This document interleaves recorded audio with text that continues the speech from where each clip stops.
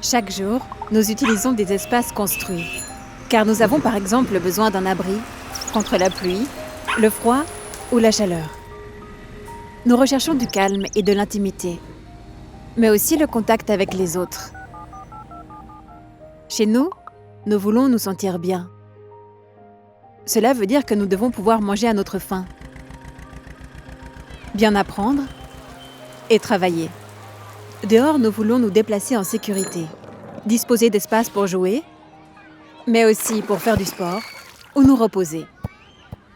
C'est pour cela que nous construisons une multitude d'espaces très différents, qui répondent à nos besoins variés.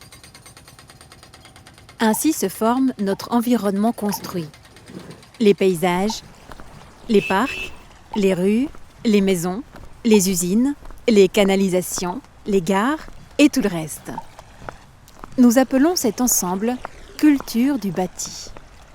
Le mot « culture » désigne tout ce qui a été créé par les humains, ainsi que la façon dont ils organisent leur vie en société. Et on appelle la culture du bâti l'environnement construit qui en découle. Comme les humains ont développé différentes façons de vivre ensemble dans de nombreux endroits sur Terre, il n'existe pas qu'une seule culture du bâti, mais une multitude. Car il n'existe pas qu'un seul espace de vie, mais plusieurs. On vit différemment à la campagne qu'en ville, comme on vit différemment à la mer qu'à la montagne, ainsi qu'au sud et au nord. Ce qui est en revanche identique partout, c'est qu'on ne se contente pas seulement de ce qui a déjà été construit, mais qu'à l'avenir, on continuera à vivre avec ce qui sera conçu, planifié, dessiné et réalisé aujourd'hui et demain.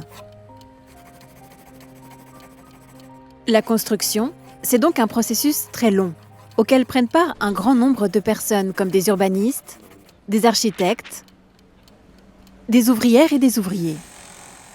La construction, c'est aussi et surtout un marché, où tout n'est pas toujours fait en pensant aux besoins de toutes et tous. Et c'est justement pour cela qu'il est important que nous sachions comment le processus de construction fonctionne.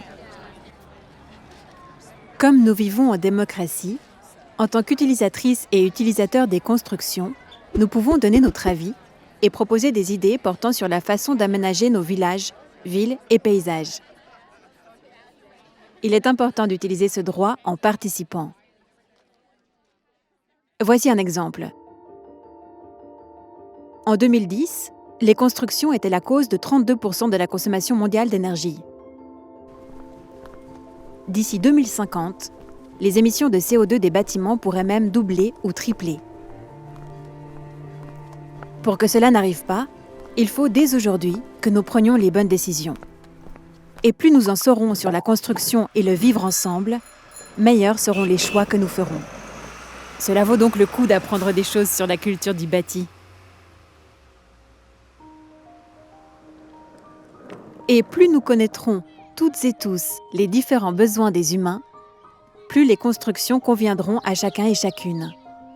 À nous, mais aussi aux animaux, aux plantes et au climat. Alors, par où souhaites-tu commencer ton apprentissage sur la construction et la culture du bâti ?